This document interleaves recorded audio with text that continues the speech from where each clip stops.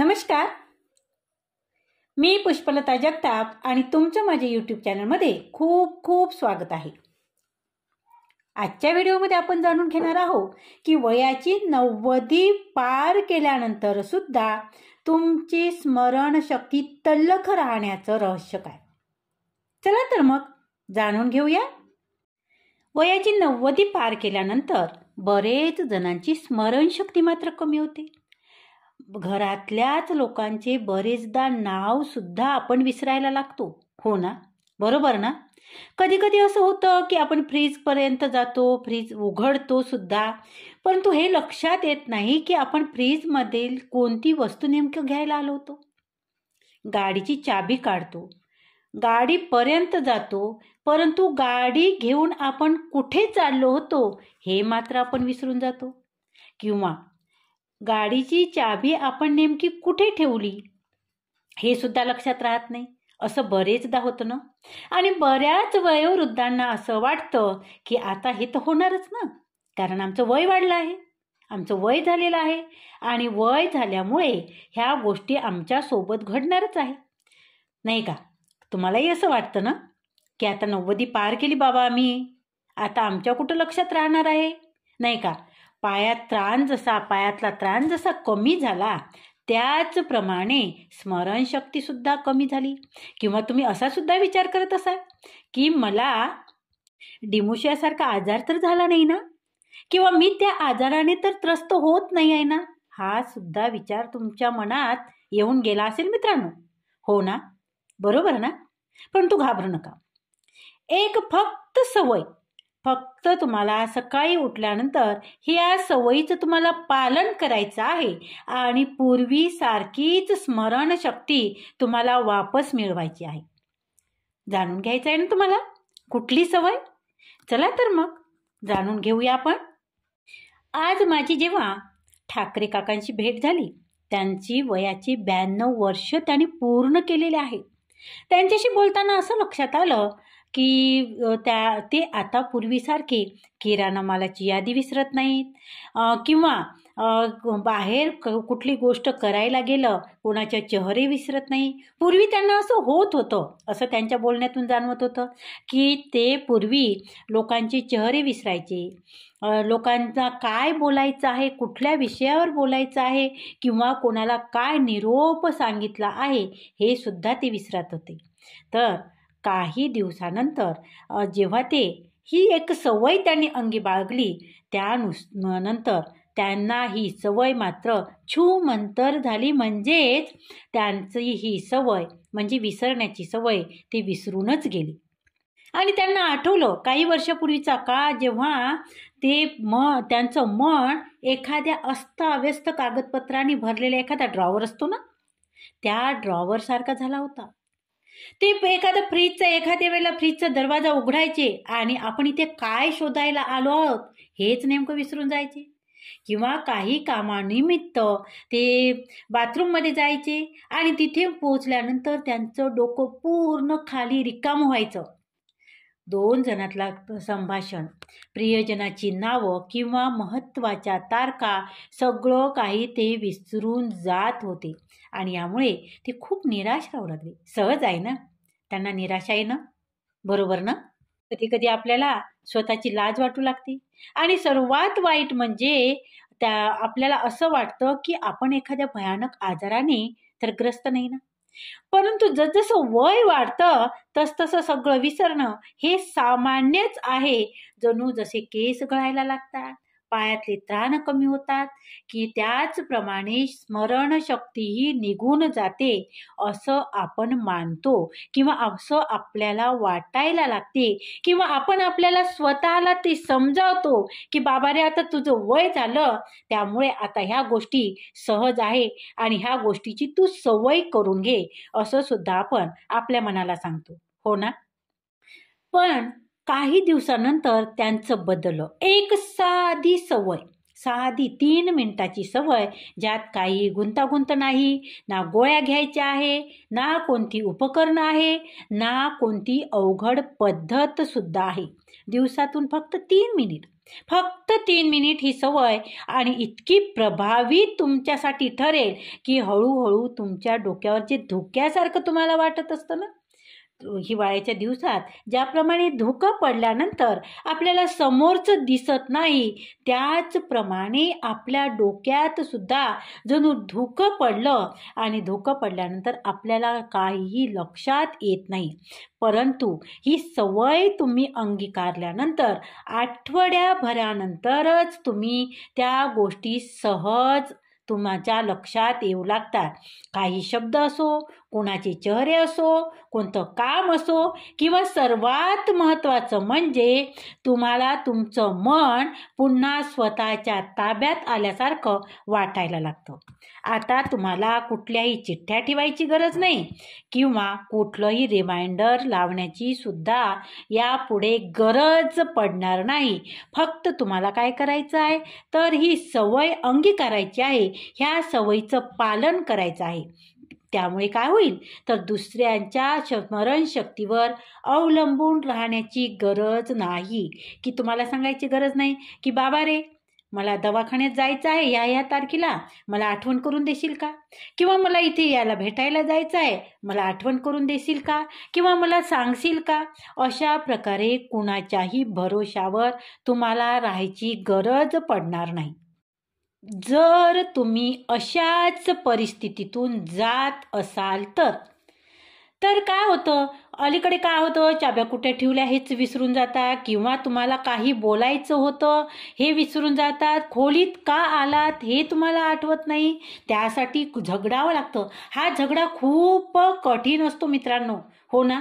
बघा, बाहेरच्या व्यक्तींशी भांडण, झगडा किंवा कुठल्याही गोष्टी करणं ह्या जेवढ्या सोप्या असतात ना, त्याच पद्धतीने स्वतःशी भांडणं, स्वतःशी झगडा करणं किंवा आपल्याला काही आठवतच नाही ना. आणि जेव्हा आपण स्मरणशक्ती कमी होते तेव्हा ह्या गोष्टीशी झगडणं खूप कष्टदायक होऊन बसतं, नाही का? आणि हो, मला इथे तुम्हाला स्पष्टपणे सांगायचं आहे की हा शेवट नाही. हा शेवट नाही, सुधारणा करण्याचा मार्ग आहे आणि त्यासाठी थोडं सातत्य आणि काहीतरी नवीन करून पाहण्याची इच्छाशक्ती यासारखं दुसरं कुठलीही गोष्ट तुमच्यासाठी लागणार नाही. आणि त्यासाठी तुम्हाला ती सवय कुठली आहे हे जाणून घेण्यासाठी तुम्हाला व्हिडिओ शेवटपर्यंत बघावा लागेल आणि जे सांगितलं त्याचा अनुभव घेऊन त्या गोष्टी अंगीकारणं सुद्धा तेवढंच महत्त्वाचं आहे. आणि एक सांगते, ह्या गोष्टी तुम्हाला अगदी सोप्या भाषेत खऱ्या आणि साध्या उदाहरणासह मी समजावून सांगणार आहे. तर पुढे जाण्यापूर्वी मला तुम्हाला एक सांगायचं आहे की तुमचं वय किती आहे आणि तुम्ही हा व्हिडिओ कुठून पाहत आहात ते कमेंटद्वारे तुम्ही नक्की मला सांगा. चला तर मग सुरुवात करूया.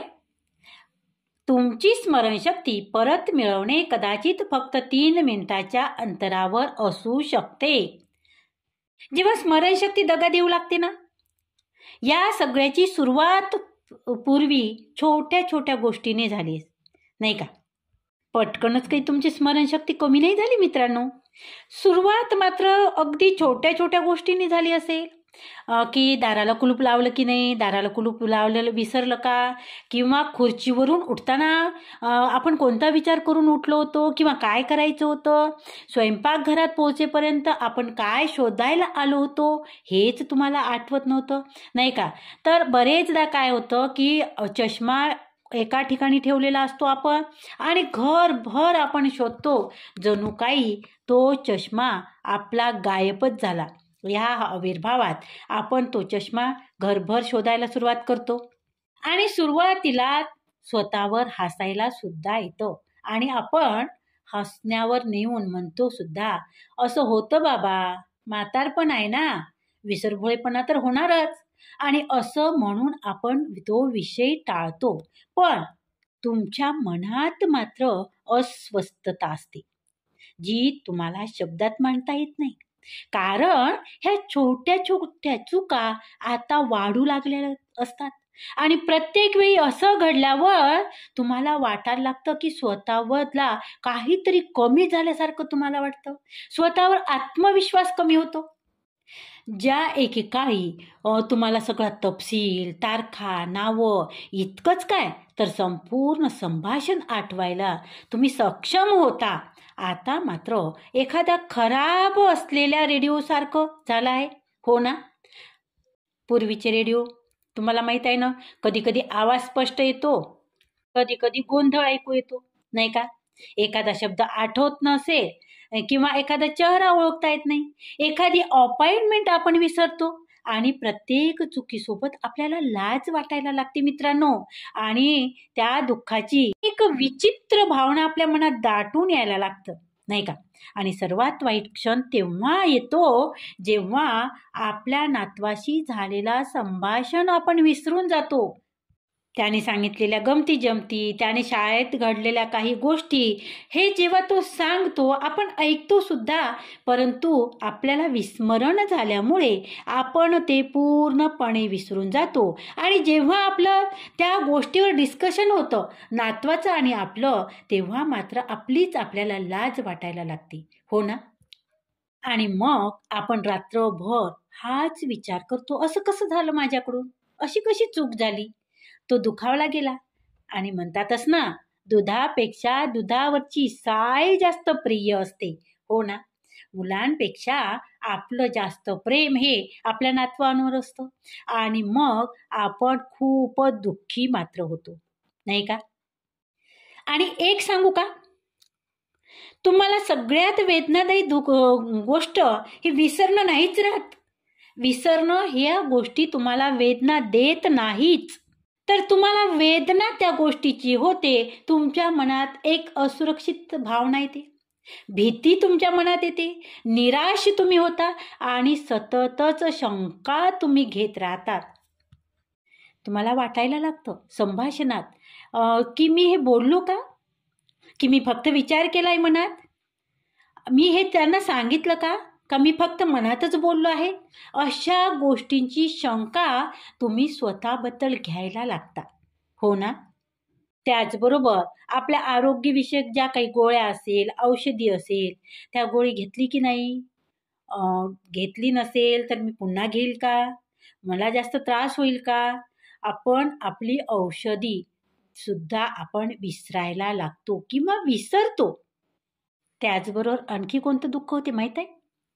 त्याचबरोबर तुम्हाला नकळतपणे आपण इतरांना त्रास तर देत नाही का, किंवा त्रास तर देत नाही ना, ह्या गोष्टीचं सुद्धा तुम्हाला दुःख होत असतं, हो ना? आणि मग अशा परिस्थितीत आपण स्वतःवरच अविश्वास दाखवू लागतो. आणि तोच सर्वात कठीण भाग असतो, कारण आपलं मन शाबूत ठेवणं, म्हातारं कसं व्हायचं हे कोणीही आपल्याला शिकवत नाही मित्रांनो. कोणी हे समजावून सुद्धा सांगत नाही. आणि हा रास मात्र अचानकपणे, नेहमीच अचानकपणे येत असतो, तर तो शांतपणे स्थिरावतो. पण तुम्हाला माहित आहे ह्या सगळ्यात धोकादायक गोष्ट काय आहे?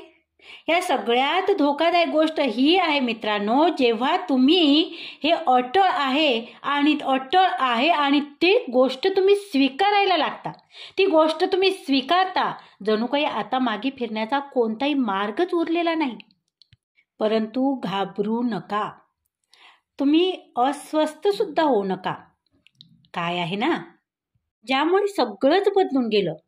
मनालाही शरीरालाही व्यायामाची गरज असते मित्रांनो, उत्तेजनाची गरज असते, ताज्या हवेची गरज असते. आणि जर तुम्ही बरेच वर्ष मागं हे सोडलं तर ह्या गोष्टी तर आपल्यासोबत घडणारच ना, नाही का? आणि आपण जन्माला कशासाठी आलेलो आहे? आपण हे सगळं गमावण्यासाठी जन्माला आलो आहे का? नाही ना. आपल्याला फक्त साधनांची, छोट्या छोट्या सवयींची गरज आहे, ज्याद्वारे आपण धूळ झटकून टाकू शकतो आणि त्या भागांना आपण झोपलेले समजत होतो त्यांना जाग करू शकतो. आणि याच गोष्टीने आपल्याला पुन्हा एकदा नवी उभारी मिळू शकते. बहुतेक ज्येष्ठ नागरिक कोणती चूक करतात माहीत आहे का?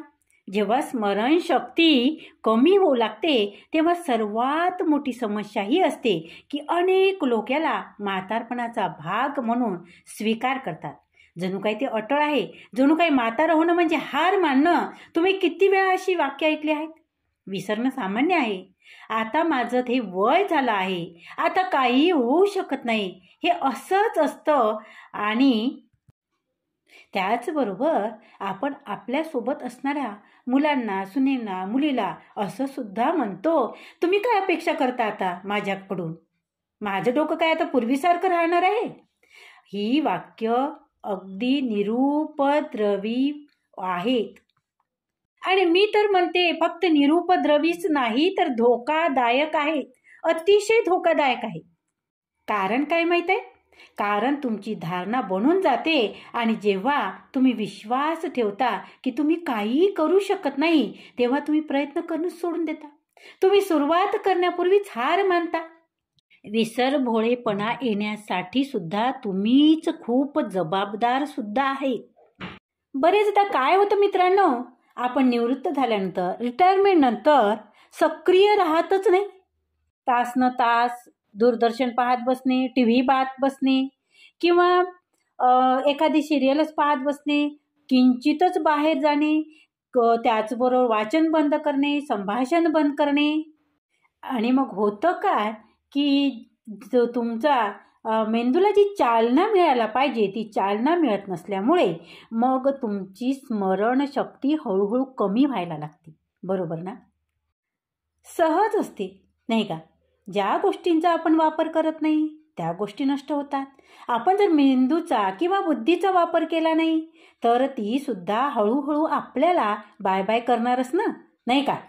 आणि किंचित आपल्या मित्रांनी किंवा घरच्या कोणी काही जर सल्ला दिला, नवीन काही शिका, काही करा, बाहेर जा, काही तुम्हाला वाटतं ते करा, तर आपलं उत्तर ठरलेलं असतं. कशाला त्रास करून घ्यायचा?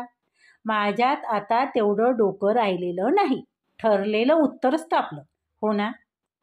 बरेचदा आपण काय करतो, रिटायरमेंट नंतर बोलणं बंद करतो, शांतपणे राहणे, एकटे राहणे, कदाचित एखाद्या वेळा हसायचं, आपलं मन मोकळं नाही करायचं. आणि बरेच वयोवृद्ध बोलणं का टाळतात?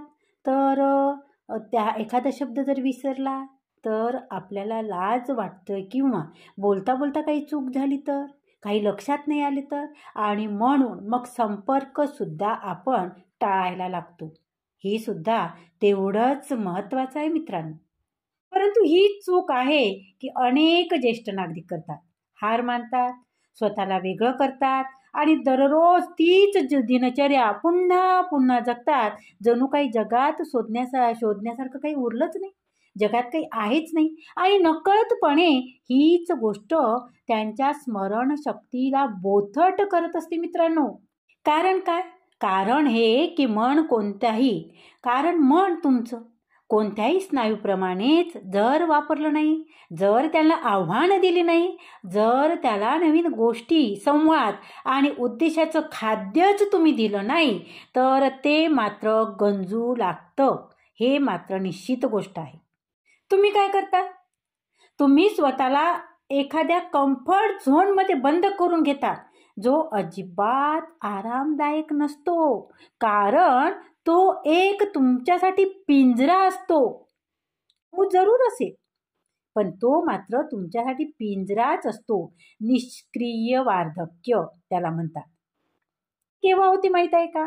हे तेव्हा होते जेव्हा तुम्ही आयुष्य तुम्हाला घेऊन जाईल तिकडे जाता. स्वतः दिशा देण्याऐवजी हे तेव्हा होतं जेव्हा तुम्ही शिकणं, हसणं, उत्साही वाटणं, आश्चर्यचकित होणं थांबवता. हे तेव्हा होतं जेव्हा तुम्ही विश्वास ठेवता की जगाकडे तुम्हाला देण्यासाठी आता काहीही उरलेलं नाही. आणि मग ते सक्रिय वार्धक्य. याचा अर्थ इथे मॅरेथॉनमध्ये धावणं अजिबात नाही बरं, किंवा व्यायामशाळेत जाणं तर नाहीच नाही. ही एक वृत्ती आहे. रोजच्या छोट्या निवडीबद्दल काही पान वाचणे, एखादं पुस्तक वाचणे, जे तुम्हाला आवडेल ते, फिरायला जाणे, निरीक्षण करणे आणि नवीन संभाषणामध्ये भाग घेणे, त्याचबरोबर प्रश्न विचारणे आणि आपली उत्सुकता जिवंत ठेवणे. बघा, मी बऱ्याच अशा वृद्ध लोकांना सुद्धा भेटले आहे की ज्यांची बुद्धी तल्लख आहे आणि जे अनेक तरुणापेक्षा सुद्धा चांगलं आठवतात. तरुणांना सुद्धा आठवत नसेल अशा गोष्टी त्या आठवण त्यांच्या लक्षात राहतात. त्यांची स्मरणशक्ती अगदी तीक्ष्ण आहे. फरक काय आहे? मी मागे एकदा बघा तुम्हाला ओळख करून दिली होती, गुलाबराव काका. त्यांच्यासारख्या अनेक लोकांसोबत माझी जेव्हा भेट झाली तेव्हा असं लक्षात आलं त्यांच्या जीवनशैलीत आणि जे हार मानतात, म्हातारपण आलं म्हणून जे स्वस्थ बसतात त्यांच्यात आणि सक्रिय राहणाऱ्यात फरक जर केला, तुलना जर केली तर त्या मानाने जेव्हा जे सक्रिय राहतात ना ते अधिक बुद्धी स्मरणशक्ती त्यांची टिकून असते. ते वृद्ध जरी असले तरी त्यांना एखाद्या तरुणापेक्षा उत्साह त्यांच्यात असतो आणि निरोगीसुद्धा असतात ते. तर असं लक्षात आलेलं आहे. त्यांनी काय केलं तर त्यांनी त्यांच्या मनाचा व्यायाम करणे कधीच थांबवलं नाही. त्यांनी कधीच हार मानली नाही. आणि म्हणूनच तुम्हाला एक महत्त्वाची गोष्ट सांगायची आहे. जर तुम्ही स्वतःला सांगत असाल की हे सामान्य आहे, आता काहीही होऊ शकत नाही, तर मी तुम्हाला एक विनंती करते की या विचाराला थोडं आता थांबवा, कारण ते खरं नाही आहे. आणि आज तुम्ही हा व्हिडिओ जर पाहत असाल तर एक उत्तर शोधत आहात, तर एक शक्यता शोधत आहात, तर तुम्ही स्वतःला एक सक्रिय वार्धक्याच्या बाजूला ठेवा. तुम्ही 70 असाल, 80 किंवा 90 वर्षाचे असाल तर काहीही फरक पडत नाही मित्रांनो.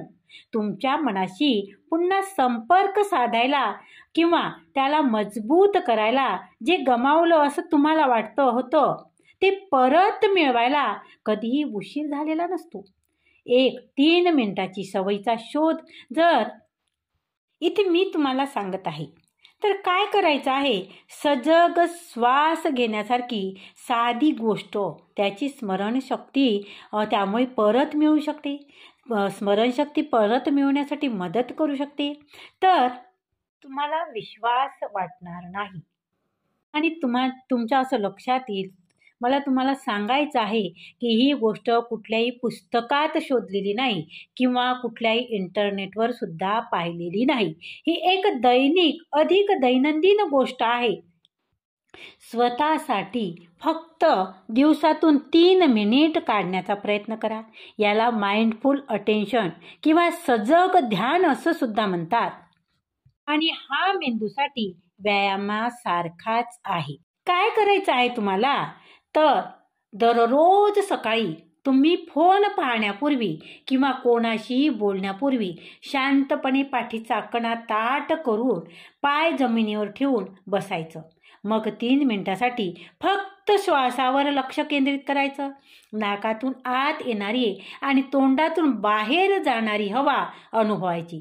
जर मन भटकलं तर त्याला पुन्हा श्वासावर आणायचं. आणि जर तुम्हाला हे अधिक प्रभावी बनवायचं असेल तर अशा दृश्यांची कल्पना करा ज्यामुळे तुम्हाला शांत आणि सतर्क वाटेल. जणू काही तुमचं मन स्वच्छ आणि जाग झालेलं आहे. बस एवढंच. कोणतंही विचित्र विधी नाही, गुंतागुंतीचं तंत्र नाही, फक्त एवढंच करायचं आहे. लक्ष केंद्रित करायला सुरुवातीला तुम्हाला त्रास जरूर जाईल, कारण ज्याप्रमाणे लहान मुलाचं लक्ष केंद्रित होत नाही ना, त्याचप्रमाणे वय झाल्यानंतर सुद्धा लक्ष केंद्रित करणं कठीण जातं. रोजचा सराव केल्यावर तुम्हाला निश्चितच प्रयत्नाला तुमच्या यश मिळू शकतं. बघा काय होतं की सकाळी उठल्यानंतर काही आवाज आहे, तुम्ही उठल्यानंतर किचनमधून आवाज येऊ शकतो किंवा कोणाच्या बोलण्याचा आवाज येऊ शकतो आणि मग अशा वेळेला तुमचं लक्ष त्या गोष्टीकडे, त्या आवाजाकडे जाणं हे सहज आहे, नाही का? आणि तुम्हाला लक्ष केंद्रित करण्यासाठी संघर्ष सुद्धा करावा लागेल, परंतु काहीच दिवस. ज्याप्रमाणे तुम्हाला सवय झाली ना, की शरीराला सवय झाली, मनाला सवय झाली, की मग कुठलीही गोष्ट आपल्यासाठी कठीण नसतं, नाही का? कदाचित सुरुवातीला तुम्हाला असं सुद्धा वाटू शकतं, हे काय फालतू आहे, काय करतोय आपण, याने काय होणार आहे, असं सुद्धा तुम्हाला वाटू शकतं मित्रांनो. आमचा वेळ वाया जातो आहे, हे सुद्धा तुम्हाला वाटूच शकतं. परंतु नियमित सरावाने आणि काही दिवसानंतर तुम्हाला तुमच्यात काही बदल मात्र निश्चित दिसतील. तुम्ही पूर्वीसारखं सगळं आठवू लागलेलं असाल आणि ह्या 3 मिनिटाच्या व्यायामानंतर तुम्हाला असं जाणवायला लागेल काही दिवसानंतर, अरे मी तर आता पूर्वीसारखंच झालो आहे. तुम्ही फ्रीज उघडाल आणि लगेच तुमच्या लक्षात येईल की मी काय घ्यायला आलो होतो आणि तुम्हाला तो विषय किंवा ती गोष्ट एखादा विजय मिळवल्यासारखं किंवा एखादं यश मिळवल्यासारखं तुम्हाला ते वाटू शकतं, निश्चितच वाटू शकतं. तुम्हाला काय करायचं आहे माहिती आहे का? उठल्यानंतर मोबाईलला अजिबात हात लावायचा नाही. त्याचबरोबर तुम्ही उठून बसल्यानंतर सुरुवातीला फक्त स्ट्रेचिंग करून घ्यायचं. हातापायाचं शरीराला स्ट्रेचिंग करा आणि त्यानंतर तुम्ही बिछाण्यावर उठून बसा. पाय जमिनीवर सोडा आणि पाय जमिनीवर सोडल्यानंतर तुमच्या श्वासावर लक्ष केंद्रित करा. नाकाने श्वास आतमध्ये जाऊ द्या. तो हृदयापर्यंत छातीत तुमच्या पूर्ण श्वास सामावून घ्या आणि तोंडाने काही वेळानंतर तुम्ही तो श्वास बाहेर काढा. असं 3 मिनिट रोज केल्यानंतर, आणि हे करताना कुठला आवाज येतो का, कोणी आवाज देतं का, कुठे गाणं लागलंय का, कुठे काही वाजतंय का, ह्या गोष्टीकडे अजिबात लक्ष केंद्रित करू नका. फक्त लक्ष तुमचं तुमच्या श्वासावर, स्वतःवर लक्ष केंद्रित करा. आणि हे लक्ष केंद्रित करण्यासाठी तुम्ही काही आभासी गोष्टी सुद्धा करू शकता. जणू काही आपण एखाद्या छान बागेत आहोत, वातावरण खूप सुंदर आहे, जिकडे तिकडे हिरवळ पसरलेली आहे, तुम्ही एका झाडाखाली शांत बसलेला आहात आणि अशा शांत वातावरणात तुम्ही ध्यानस्थ बसून तुमच्या श्वासावर लक्ष केंद्रित करत आहात. अशा सुद्धा विचार तुम्ही मनात करू शकता. आणि काही दिवसानंतर तुम्ही जर हे 3 मिनिट स्वतःसाठी देत गेलात तर काही दिवसानंतर तुमच्या असा लक्षात येईल की आता अत्यावश्यक गोष्ट तुम्हाला समजली आहे. ही जादू नाही आहे, ही कुठलाही चमत्कार नाही आहे, कुठलाही इलाज नाही आहे, तर ही त्याहून अधिक शक्तिशाली गोष्ट आहे हे तुमच्या लक्षात येईल. तुम्ही तुमच्या लक्ष देण्याच्या क्षमतेला पुन्हा प्रशिक्षित केलं आहे. लक्ष देण्याच्या क्षमतेसोबत स्मरणशक्ती परत तुमची आलेली आहे. बरेच लोकांना काय वाटतं की स्मरणशक्ती आपोआप काम करते, जणू काही ते एक स्वयंचलित स्नायू आहे. पण तसं नाही आहे मित्रांनो. स्मरणशक्ती सुद्धा आपण प्रत्येक क्षण किती गुणवत्तेने जगतो यावर अवलंबून असते. जर तुम्ही विचलित होऊन जगलात तर तुम्हाला आठवणार नाही. जर तुम्ही वर्तमान क्षणात राहिलात तर तुमचं मन जे घडलं ते नोंदवत राहील. आणि तुम्हाला माहिती आहे सगळ्यात महत्त्वाची गोष्ट, तुम्ही जे 3 मिनिट स्वतःला 3 मिनिटाची सवय लावली आहे ना, ती एक रिसेट बटनासारखी आहे. दररोज सकाळी तिचा सराव केल्यामुळे त्याने काय होतं की मन संघटित केल्यासारखं तुम्हाला वाटायला लागतं. जणू कोणीतरी तुमची चेतनेवर कोळ्याची जाळी झटकून टाकली आहे. कोळ्याने जाळी केली होती आणि ती जाळी आता स्वच्छ केली आहे. तुम्हाला असं निश्चितच वाटू शकतं. तुम्हाला कोणत्याही उपकरणाची गरज नाही, तुम्हाला काही पैसा द्यावा लागत नाही, तुम्हाला कुठल्या तज्ज्ञाची सुद्धा गरज नाही. तुम्हाला फक्त वचनबद्धतेची गरज आहे. आणि हे वचन कोणालाही द्यायचं नाही, फक्त तुम्ही स्वतःला ते एक वचन द्यायचं आहे. तुमच्या आयुष्यातील 3 मिनिट दररोज, बाकी काहीच नाही. आणि यामुळे काय होईल माहिती आहे का तुम्हाला? यामुळे दैनंदिन जीवनात तुमच्या काय बदल झालाय माहिती आहे तुम्हाला?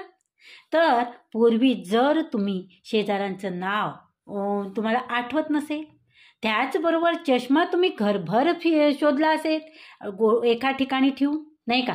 त्याचबरोबर तुमच्या पत्नीनी तुम्हाला दूध आणायला, फ्रूट आणायला किंवा काही आणायला बाजारात पाठवलं असेल, तुम्हाला पूर्वी विसरण्याच्या भीतीने तुम्हाला लिहून घ्यायची गरज पडत होती. परंतु आता काय होतं?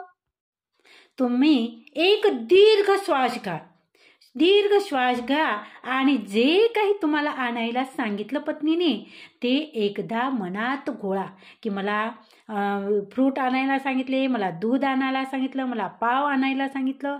एक दीर्घ श्वास घ्या आणि जणू काही ते तुमच्या मनपटलावर चिठ्ठी जशी तुम्ही लिहित होता ना, त्याप्रमाणे तुमची स्मरणशक्ती ती साठवून घेईल आणि ज्याही काही वस्तू तुम्हाला सांगितल्या त्या परत तुम्ही आणाल. म्हणजेच काय तर तुम्ही स्वतःवर विश्वास ठेवायला शिकाल. तुमचा स्वतःवरचा विश्वास तुम्हाला परत मिळेल. त्याचबरोबर तुमचा आत्मविश्वास तर वाढतोच.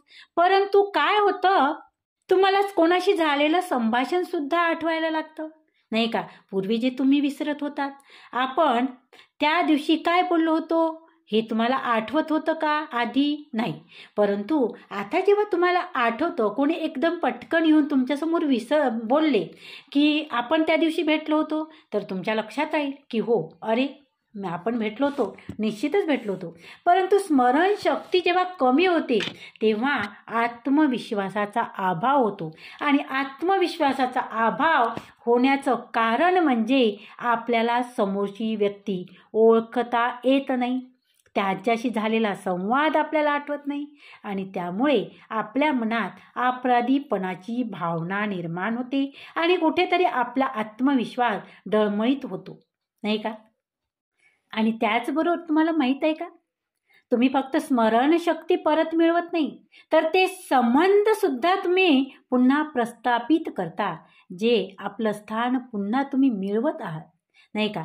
जे संबंध तुमचे आठवण नसल्यामुळे ज्या गोष्टी तुम्हाला खटकत होत्या किंवा दुसऱ्यांच्या मनात सुद्धा वाटायचं की अरे आजोबाला तर काहीच आठवत नाही, किंवा अरे आजीला तर काहीच आठवत नाही, किंवा बाबाला तर काहीच आठवत नाही, बाबा तर विसरूनच जातात आणि त्यामुळे आपल्यावर असणारा त्यांचा विश्वास जो कमी होतो, तो विश्वास तुम्ही परत मिळवू शकता आणि तेच संबंध तुम्ही पुन्हा प्रस्थापित करू शकता.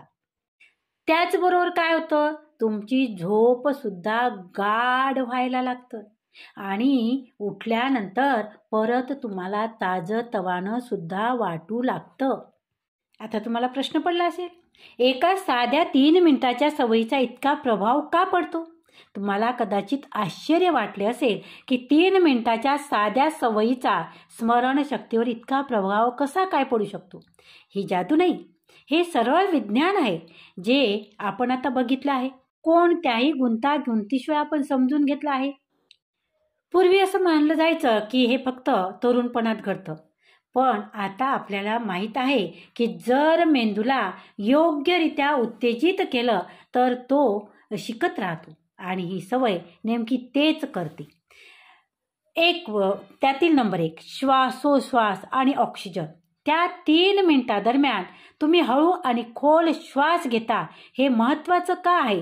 कारण हळू खोल श्वास तुमच्या रक्ताला अधिक चांगलं ऑक्सिजन पुरवतो आणि अधिक ऑक्सिजनयुक्त रक्त मेंदूला पोषण देतं. हे तुम्हाला कोमेजलेल्या रोपाला ताजं पाणी देण्यासारखं आहे. न्यूरॉन्स, ज्या छोट्या पेशी आपल्याला विचार करण्यास, आठवण्यास आणि अनुभवण्यास मदत करतात, त्यांना चांगलं काम करण्यासाठी ऑक्सिजनची गरज असते. जेव्हा आपण चिंताग्रस्त असतो किंवा घाईत असतो तेव्हा आपण जलद आणि उथळ श्वास घेत असतो, तेव्हा आपल्या मेंदूला जे हवं ते मिळत नाही. पण हळू, खोल आणि सजगपणे श्वास घेतल्याने मेंदूचे असे भाग सक्रिय होतात जे अनेकदा सुस्त राहतात. नंबर 2 सजग लक्ष. याचा अर्थ तुम्ही जे करत आहात त्यावर लक्ष केंद्रित करणे. त्या लहान विधी दरम्यान तुम्ही काल किंवा उद्याबद्दल विचार करत नाही, तुम्ही फक्त श्वास घेता. तुमच्या शरीराला अनुभवता आणि तुम्हाला शांतता देणाऱ्या गोष्टीची तुम्ही कल्पना करता. हा सराव मनाला स्नायूसारखं प्रशिक्षण देतो.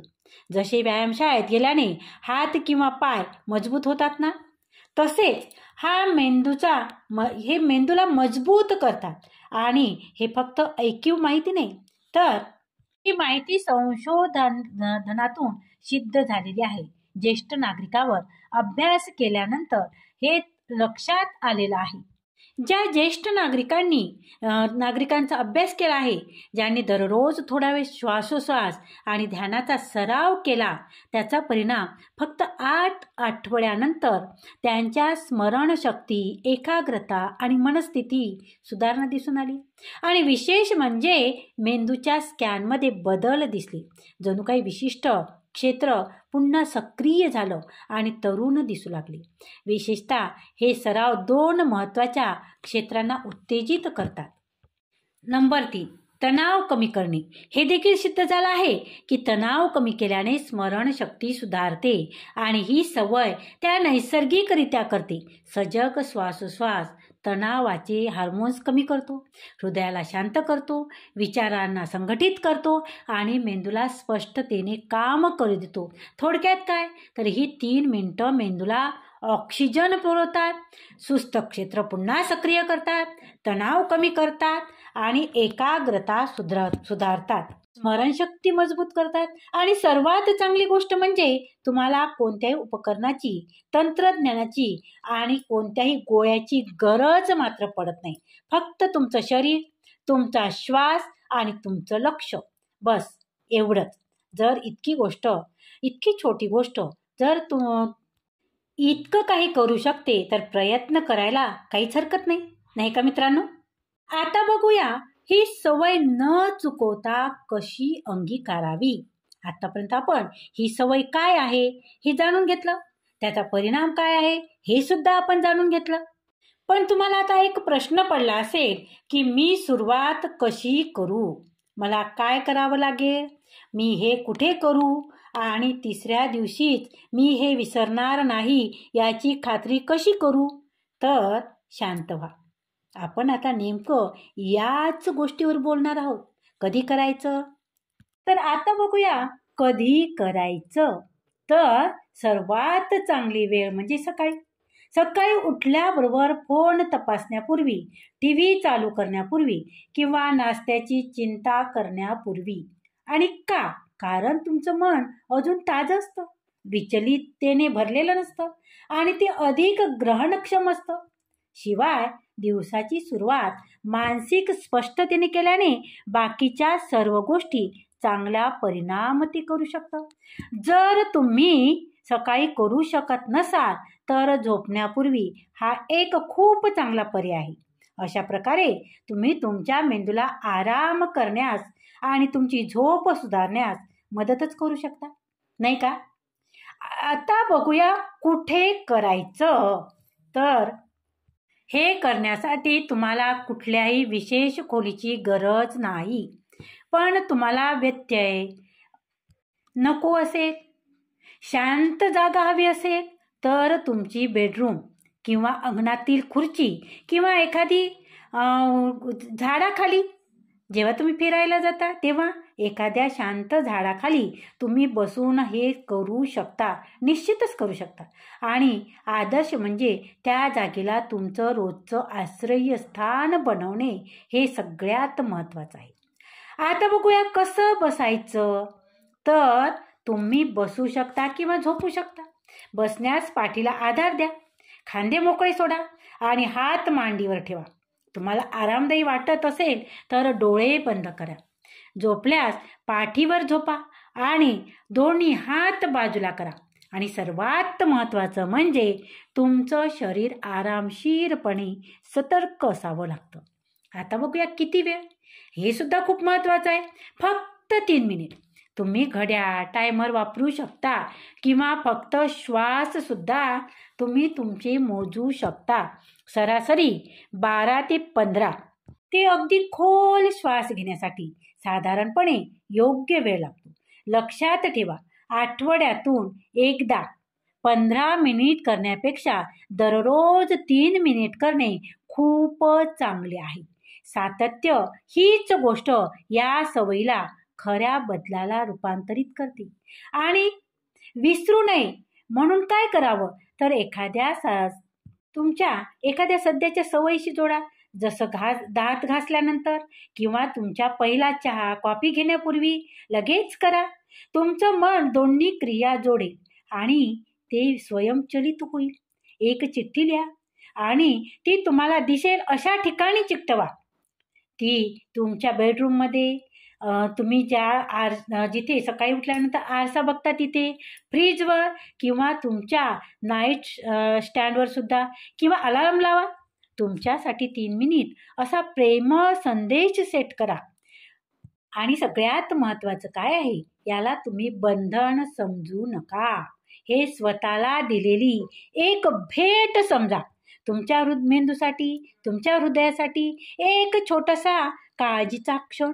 एखाद्या दिवशी जमलं नाही तर चालेल, पण आपल्याला सर्वच असे दिवस येतात जेव्हा आपण थकलेले असतो, आजारी किंवा फक्त निरुत्साही असतो. ठीक आहे, अशा वेळी फक्त 1 मिनिट करा. 5 खोल श्वास घ्या, डोळे बंद करा आणि शांतपणे अशा शांततेत करा.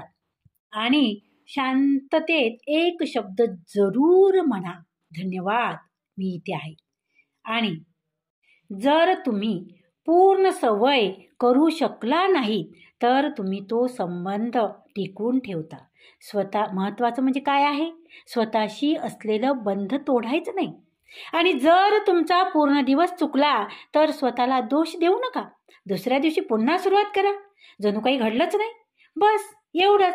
हे एक वाक्य लक्षात ठेवा, जर तुम्ही श्वास घेऊ शकता तर तुम्ही हे सुद्धा करू शकता.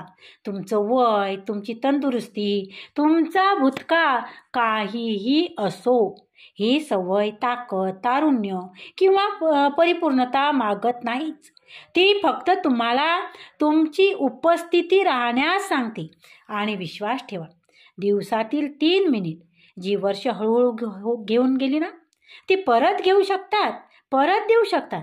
आता पाहूया, या बदलाचे साक्षीदार म्हणजेच इतरांना सुद्धा तुम्ही त्याचे साक्षीदार बनवा. तुमच्याच प्रमाणे इतरांना सुद्धा आरोग्यदायी जीवन जगण्यास तुम्ही प्रवृत्त करा, नाही का? बघा, कसं वाटलं तुम्हाला हा व्हिडिओ? जर तुम्हाला हा व्हिडिओ आवडला असेल तर व्हिडिओला लाईक जरूर करा.